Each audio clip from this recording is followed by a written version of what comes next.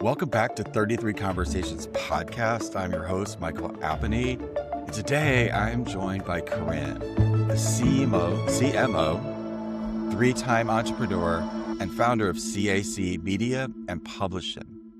Corinne leads a team of fractional CMOs helping companies that are struggling in sales and marketing departments into a predictable revenue systems. Love that. But today the conversation is not about marketing.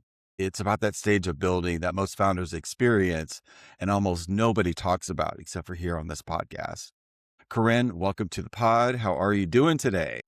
My goodness, I'm great. I have had a banner morning and got my workout in, so I'm ready. Okay, good. Me too. Before we even start, I just want to say I've noticed something about founders who are building something real because I talk to hundreds of them every single month. And there's this phase that doesn't get talked about very often. It's not at the beginning. It's when everything's all shiny and possible. It's not about the exit when everything looks, perfect in hindsight. It's about the part in the middle, that moment where companies exist. People are counting on you. You're holding the vision even when the results have not caught up to that stage. And you are in the middle of building your third company right now and scaling a team of fractional CMOs, which that space is exploding right now with the corporate restructuring that's happening everywhere, whether people are leaving by choice or by someone else's choice. But when I'm talking to them every week, they all have this sense of that I've had this spark or this idea for a really long time, but now I'm ready to go fully into it. And you're providing that space for them, which is a beautiful thing. And I can't wait to dive into this conversation. But before I do, I just want to start with what transformation are you in the middle of right now with everything that you're creating, this platform that you're creating? Well, it's been hard. No matter how many times you do it, it doesn't get easier. The beginning phases where you've built something is so incredible. And you can see signals that it's going to work. But boy, is some days it's really hard to convince yourself it's going to work, because you're just putting it out there. You're putting it out there for so long. You're doing pitches, you're talking about it, you're bringing energy in these conversations to get people excited about it. They're excited, but you're not seeing the revenue momentum that you want to see yet. And you just have to hold out hope. And that's where I'm at, right with this company. Really, truly just started churning on this company late last year.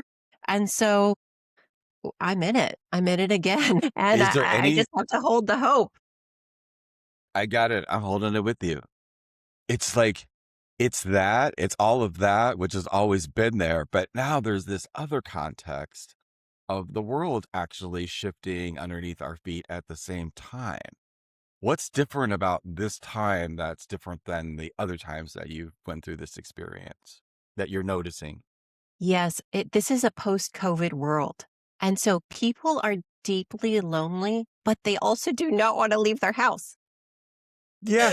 So it's such a Yeah. conundrum, because let's say you're, trying to get out there, trying to network to people, trying to do all the things you should do, talk about your company more.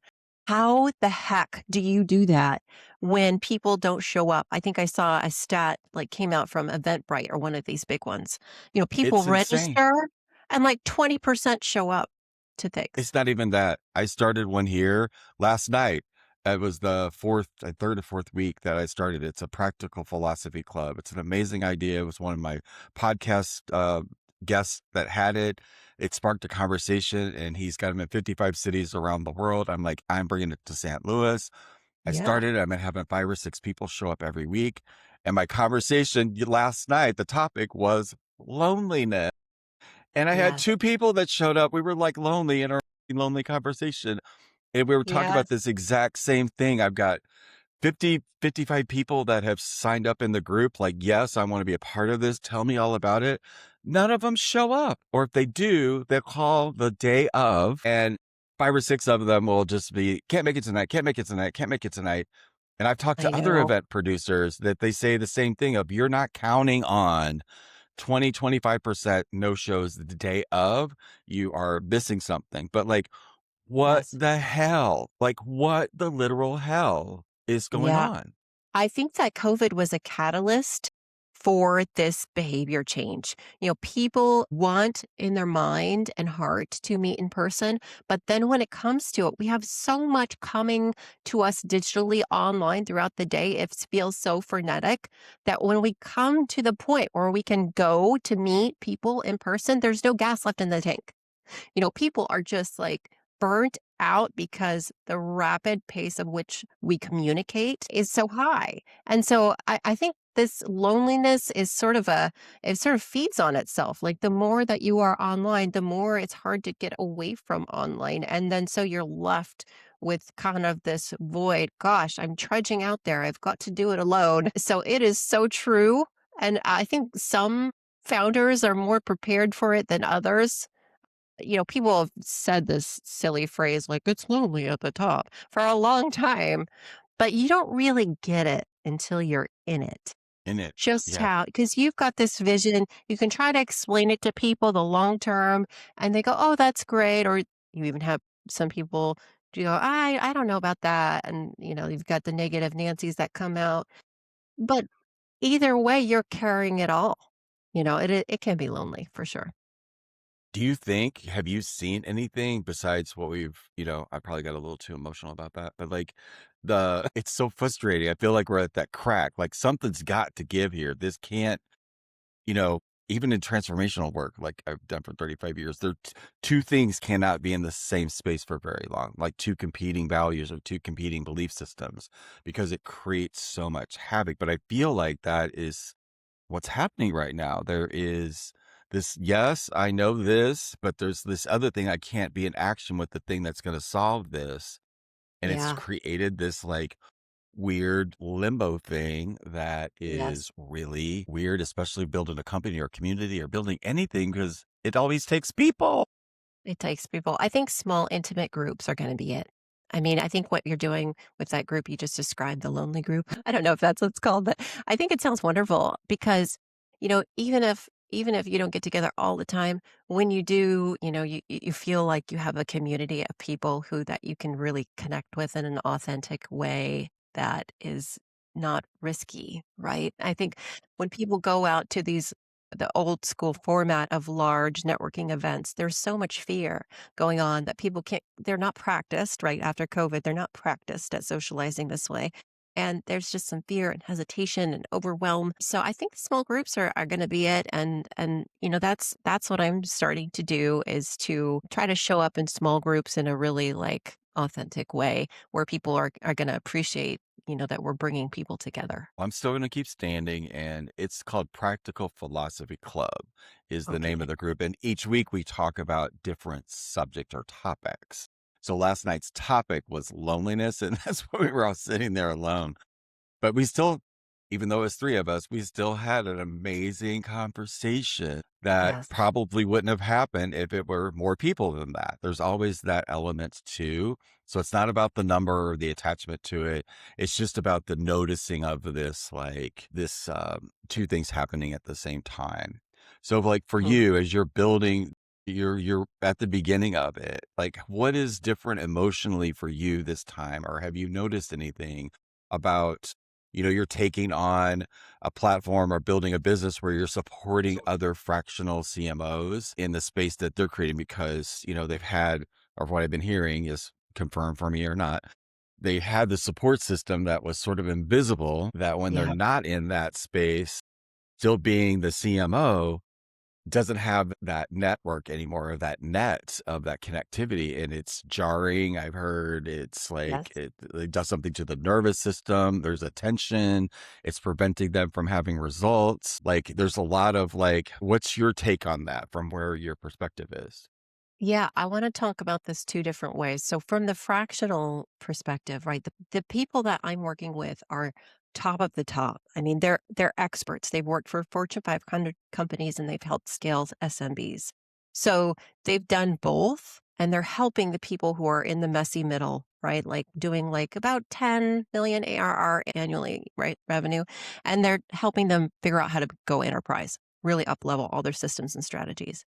But what's interesting about that cohort of fractionals is they're at a point in their career where they are so fed up with corporate. And they are taking their time back and they're saying, I'm going to go do this for companies who value my full breadth, who I can really just go in there and make amazing big changes.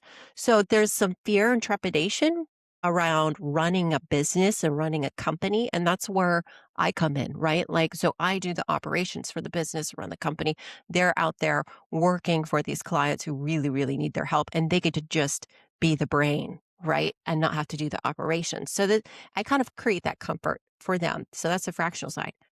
What is happening out there in the world in the employment atmosphere is crazy. And what you're seeing is you're seeing the best people leave, like these fractionals, but then you're seeing companies holding people to a higher standard, and which they should. We've had this kind of salaried lifestyle for a long time, but with the influx of different tools and different types of work, we're not just doing necessarily the Upworks now. We can hire people part time. Like the case to hire someone full time is not great. Companies are looking for people who are results focused. And that's a huge shift because it used to be okay, yeah, yeah, you hire a designer to turn out five, whatever products, five visuals. That's the type of results based thing that we used to have.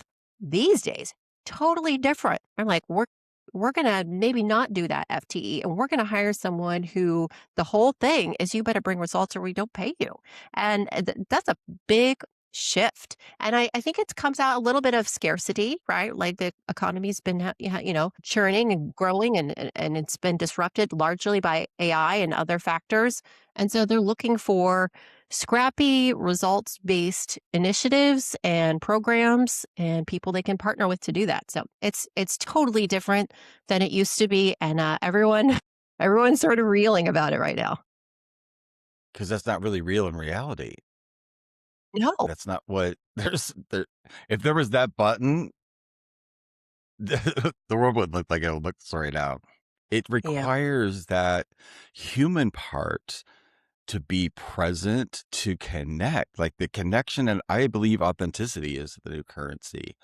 it But absolutely is. that requires that's actually why I love having these conversations, because I think talking about the middle of wherever it is that we're building is the key to understanding how to get those results faster, because we've spent years pretending like it doesn't happen. It's just like, oh, here's this shiny Instagram thingy. Yes, this is it. And you can have this too for it doesn't work that way, because people's bullshit detectors are on fleek, and they They just are. yeah, Yeah. I was just having this conversation like a couple of days ago where I get so frustrated because my salespeople say, like for offers that I have, you have to touch some pain point.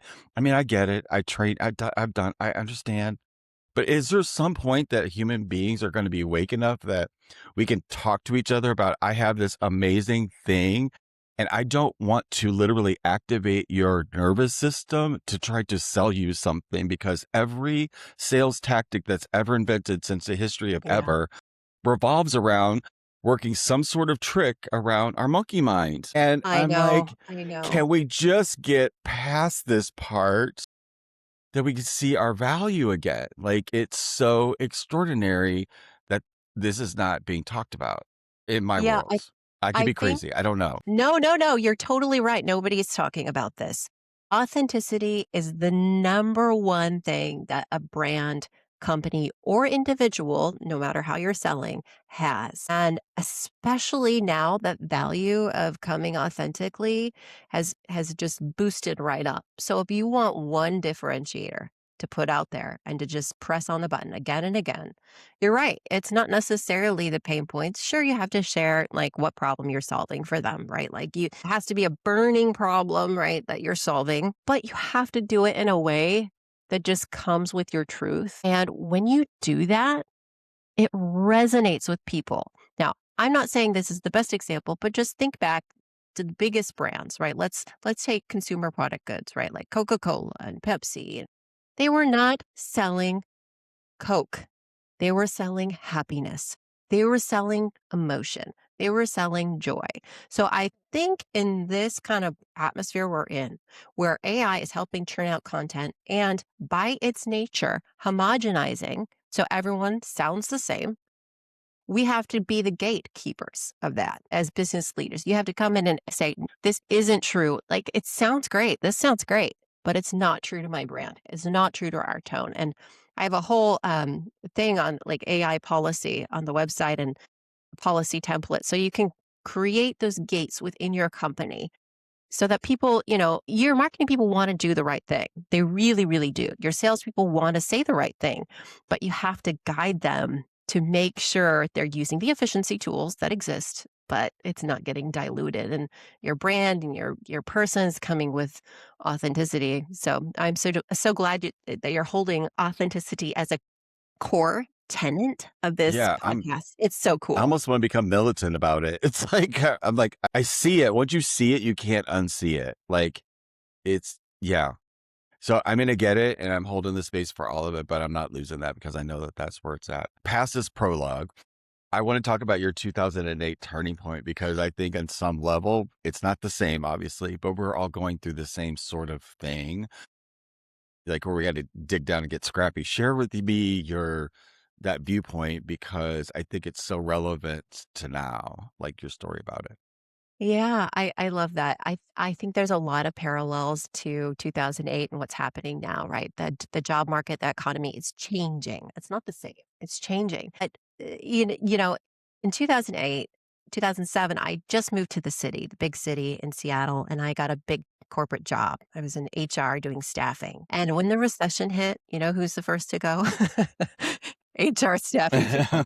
So here I am, trying to make friends. It's cocktailing on the weekend and, just trying to, build my life as a young person in my 20s. And, and then I get laid off and I have rent and I have like very little savings and all that stuff. So I made my first major pivot and pitch. And I went to one of the owners of the bar that I worked at on the weekend. And I said, "Hey, I have some marketing ideas for you. I notice, there's not very many people here. Like, do you want my help with this?" They said, "Yeah." I said, "Okay, I'm going to pitch you on Monday. Bring the other, silent partner." So I did. And I got to tell you, Michael, I had zero ideas at that point. I spent a whole weekend making ideas, making a pitch. You know, I was just out of desperation. Sometimes when you're desperate, it forces creativity. And that's what I love about this moment too, right now that we're Yeah. in. Yeah. And so that was my pitch to her. She said yes.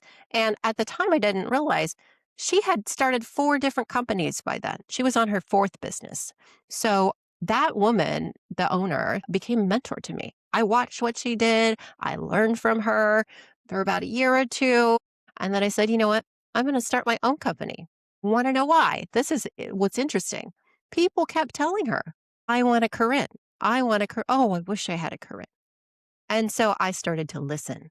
And when you start to listen to the market, you start to gain those insights. Now, all the time, I'm still bartending, right? Like, I want the best bartending shifts so I can make the most tips. Like, everybody was trying to make ends meet. So I was listening Tell to me her about and it. yeah, yeah. And she was like, yeah, social media kept coming up. So I thought, okay, people need help with this. They want help with this. They're desperate for it. I'm going to create a social media company. And so that was my first company I did. What did that teach you about now? Like in the terms of testing something until it works, because that is the numero uno thing. Like nothing works until you connect and somebody says, I want to buy that thing. Like you're Yeah. not done until that's, yeah. Tell me about that part, Oh my that gosh. Well, I process. I didn't know how to do that, right? Like I had had a couple marketing classes in college. I didn't know how to do that. So I kept asking people, I sat down with people, said, "What do you want help with exactly?" Right? And so then what I ended up doing was doing a strategy up front and then execution. I had a team of people who were executing, building social media content, posting, doing community management. So they thought it was the company and it was actually us in the background. And I mean, it for me, the biggest learning in that was not getting those initial clients. Like I said, people wanted it. It was scaling. How do you scale this to 12 team members, to 13 countries and languages you're dealing with to, how do you just deal with the volume of this? So that was the major learning for me. And I'm glad I was in my 20s because I was working my little booty off. I mean, I just got so burnt out at the end. I created a change after that. But I got to tell you, I made every mistake I think you can make as an entrepreneur, trying to do too much, trying to push the hours, not delegating fast enough, not scaling systems fast enough. And so that experience was super formative. It was also super exhausting. I mean, you know, this time around I'm doing it a little bit differently, that's for sure. What's different now? I think I'm building it with scale in mind. That's a silly phrase that you hear, but it's so true. When you think about the type of company you want to have, setting up the pieces and parts so that if you were to be hit with a flood of clients or contracts or whatever you're selling, if can it actually scale? And so that's what I've been focused on, right? Right now I'm positioned to scale and take on about 40. Tomorrow I could do it. But before, with that first business, there's no way. I mean, like I wouldn't have had the first clue of how to even go about that. So you're building it with growth in mind, with an exit in mind. It's a little different than at least my first rodeo. Maybe some people are smarter than Yeah, me you're and just kind of thinking get ahead about of it. getting there, not about like, I realized like, because when you're doing something like, you just made me think of something really powerful that shifted a huge thing for me was, I had some money, I had some runway, I'll call it runway. And that runway was like running out of runway. And like, that plane's not going to take off. So do you stay? Like, how long do you stay? How long do you keep letting go or keep hanging on, or should you let go? But what I realized was, ironically, I was helping a friend audit a product that she was creating.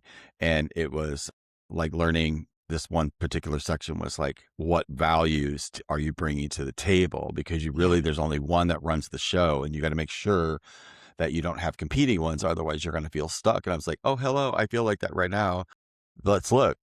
And when I did, because of the runway, created a value of security when I was really trying to grow, and that the security was always winning, not the growth. So I had to let go of the security so that my number one value is growth. I When that love that. happened, then money started to trickle, and it was like a flood the first day. But like what I did was, I'm doing it right now and I still love it.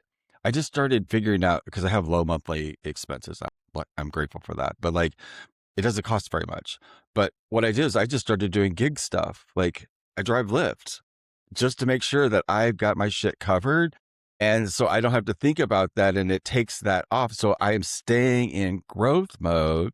So my mental is staying in place, and it shifts whenever it shifts, but it took that like pressure, because that this would have drove me to the ground, and it would have killed everything. Does that make Yeah, oh, sense? yeah. Oh, yeah, and I totally relate to that. I mean, like, when I first started my company, I was still bartending. I was bartending for the first year, 3 nights a week to make sure, like, I don't have to worry about that, right? Like, I could Yeah. worry about the clients during the day. I could do that during the night. Nobody I was a little ashamed at the time. I'm not ashamed now, not at all, right? No. But, No, I'm you proud of just myself for doing it, I'm because proud of it myself literally too. shifted, because I know what I'm doing is creating value. I know it hasn't Exactly. like hit or resonated the way that I thought it would be by now, but it doesn't make any difference, because there is such a thing as divine timing, and whatever lessons that you need to learn, you're going to learn them before that thing clicks. But I knew that if I had my podcast, which I love so profoundly, I would have the opportunity to be talking to the people, for listening on a consistent basis, and using my awareness to like, because you're right, it's that number one thing that I want to solve is the loneliness or the disconnection. Yeah, And I know I have that in my wheelhouse. It's just yeah. figuring out people, getting people off of that edge. I know I want this, but that I don't want to do the thing that's going to resolve that because of whatever. We're Mhm. all sort of in that messy middle part, but I'm Yeah. not leaving, because I know sometime very soon it's going to break open, Yep. and all of this is going to make sense, and it'll be incredible lessons for myself and for everybody around. And I already have a new profound appreciation for life and all of the pieces to it. And it sort of allowed me to evolve past that like beginner founder thing where you're just trying to make it and that, but not thinking about the growth part. So thank you Yeah, so you much have the for hope. You have the bringing, hope because you're holding on to your core values so tightly that it carries you through. It adds to your sort of hope bank, you could say, rather than yeah, kind of falling on the day to day, like, oh, today was a good day. Oh, lost that one thing I really want. Oh, it just keeps it even when you've kind of got this idea behind you going, this is what I value. This is my why. I love that book, Simon Sinek's Getting to Why. You really need that because there's gonna be days where it's all gonna go wrong. So, you're gonna need that one to yeah, lean back on. more days than you want to admit. But like, what keeps you Yeah. grounded when that? First of all, I want to know what drew you to the fractional space. Like, was there something like in you that clicked, or a meeting, or something that drew you to the fractional space? Yeah, so in the second business is a digital marketing consultancy, and I did a very particular type of project, which is now called fractional, but at the time, we weren't talking about it. I didn't even know it was called that. What I disliked about what I'd been doing before in other client work is I disliked the fact that I would kind of drop strategy on people and leave. I mean, that's kind of why consultant's a four-letter word in some circles, right? I didn't like that because I felt like I really wanted the client to succeed. I really wanted the CEO or executive director to be like, "Okay, this is off my plate now. It's running smoothly." So I pitched a new type of work. And so it was strategy up front, yes, really deep in with the leadership team, but then I actually led the team, all parts of the team. In this case, it was a radio station. And so they had on-air talent. They weren't using social in the way that they should, right? They weren't using their website as a vehicle for their goals. So we revamped everything, and then I led their team and did monthly check-ins and kind of ran a rhythm to make sure that the system was working. And looking back, right, like when I took a pause, I went in-house to Microsoft for a couple of years, Azure Data, did some really cool stuff. And coming out of that, having my third baby, I took a pause. I said, what do I want to do? And why do I want to do it? And there's two things. Like, so my why is my favorite thing is when it's working and you just see the entrepreneur go, oh, thank God. Like literally you see them melt. And that is my favorite thing. And just you can just see it in their eyes, you can hear it in their voice, you can see it in their body, and I feel like I'm truly helping someone exceptional, like taking something that was such a burden and removing it. And so when I was thinking about, what do I want to build? I was thinking about that client, the radio station client, the kind of way I worked with them was so cool to me because I was truly taking it off their plate over time and getting their teams ramped up in the rhythm. So, you know, that was it for me, and that's still what I live for, right? And that's when I can see it that the strategies start to land into the tactics, into the mentorship of the team members, that's when I go, "Okay, this is gonna work long term. This is gonna be capacity building for your company." And I just get this feeling like, "I can't wait to see you soar." Like, it's very exciting to me. And like, it is exciting for me too. I feel it. I feel it in my bones. I know one final thing before we kind of land the plane, but the AI, just your top line note about it, like your own personal viewpoint about.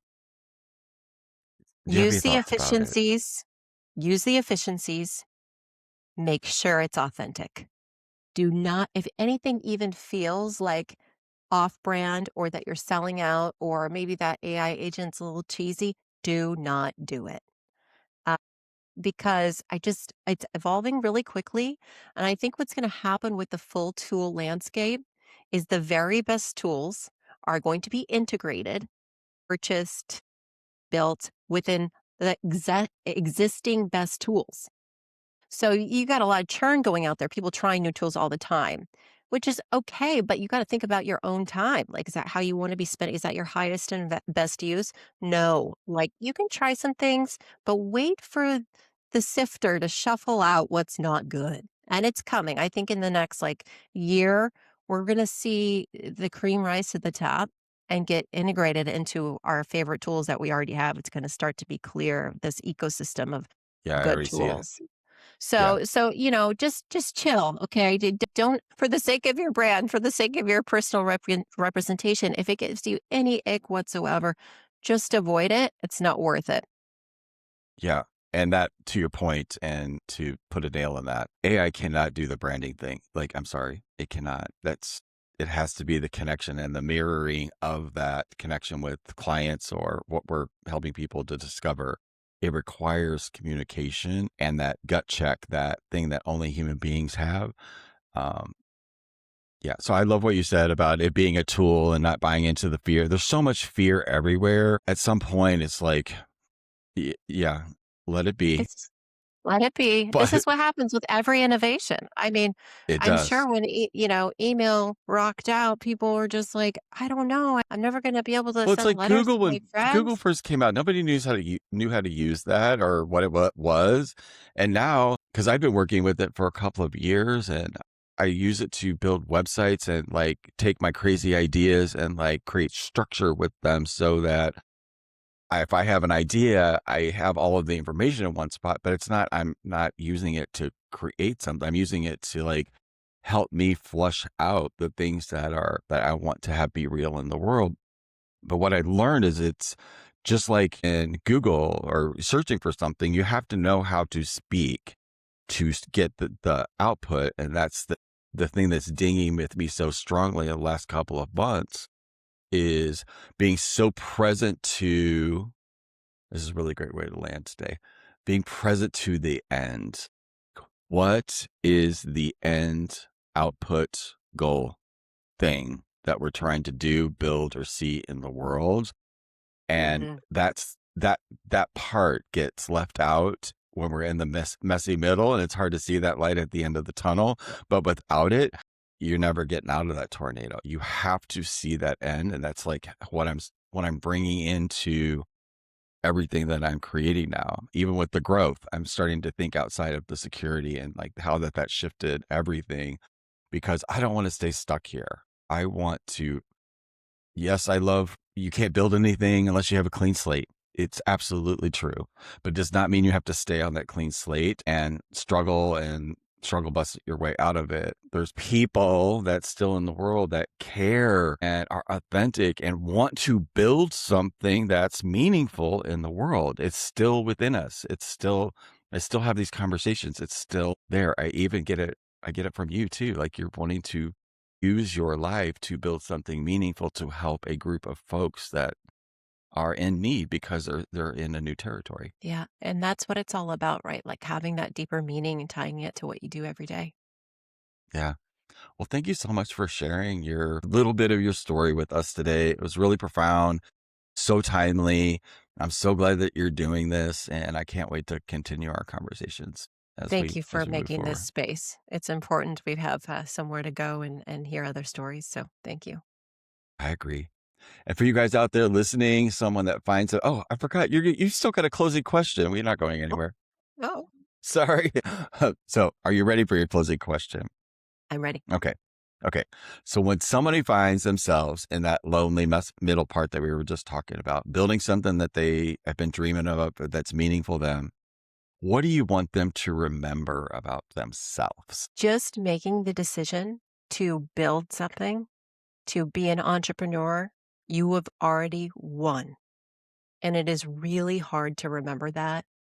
And you just have to remember it because the mind shift that goes from being a cog in the machine, working for a company, being a part of that, to building something is so great. It is such a big jump that if you've filed your paperwork and you've got your LLC, you've already won and you just have to follow the steps. It's just one foot in front of the other.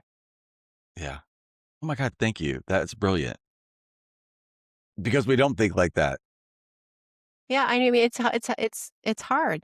You can lose hope at any step, but you can pivot if you need to Yeah. pivot. It's not a big deal. Yeah. Like this is you can be scrappy. That's the one thing that's so wonderful about being a founder is you can be scrappy. It's your ship. You can steer it however you want. So as long as you're going towards your end goal, you're going to get there. Turns along the way, no big deal. You're just learning. Thank you. Now that caps it. Now I got it. Okay. Thank you so much. I appreciate it. Thank you.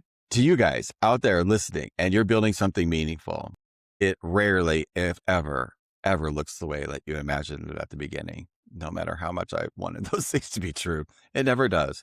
And those moments of momentum, those moments of doubt, there's a million of them along the way. And those long stretches in the middle where the only thing holding that vision forward is you, the person carrying it. What Corinne reminds us today is that leadership isn't about success. It's about staying present throughout the process and holding the belief when others are depending on you. And to continue to build something honest in a world that often feels and rewards the opposite. It won't be doing that for long, I promise.